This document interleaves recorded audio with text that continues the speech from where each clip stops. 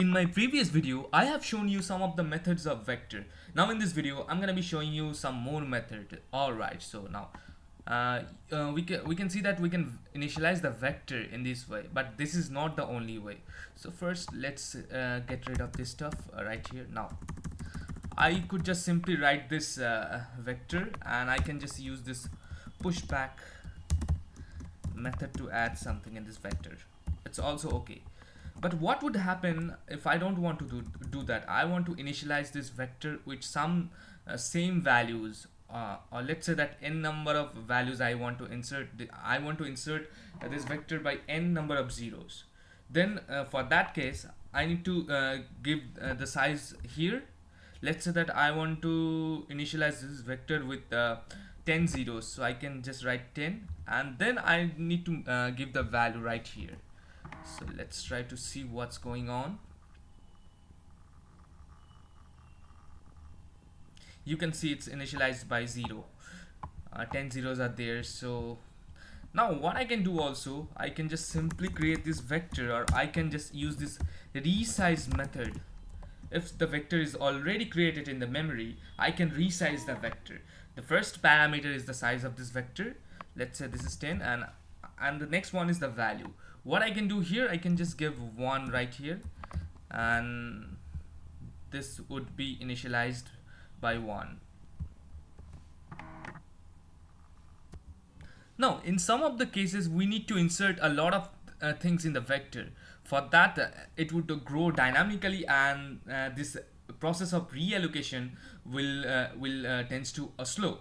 For that case, we can just simply mention the capacity, or we can just use this reserve. I think it's reserve.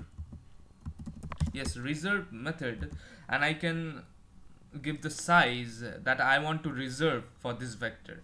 If I give 1000 here, then the vector will not grow till the 1000th element, because capacity for storing 1000 element is already ensured by this reserve method. So let's look at some of the things. All right,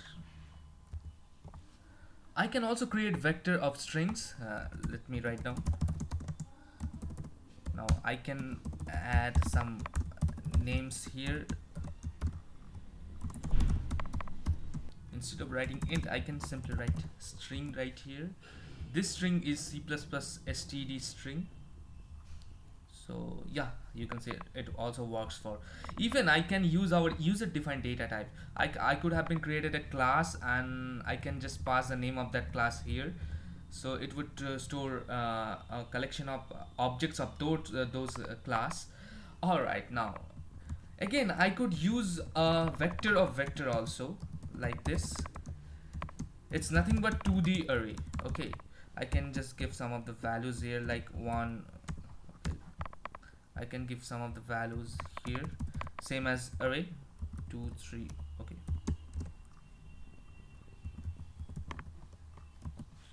instead of doing this, now in order to traverse this, I could just simply use 2 loops.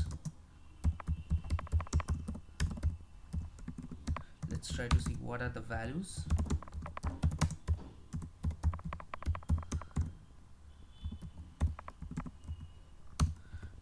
Now in order to print something, I could just simply use this to index.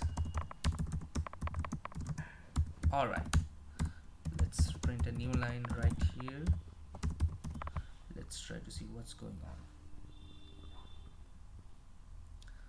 Oops, it's showing segmentation fault because I have only 2 rows, so I can just give 2 rows.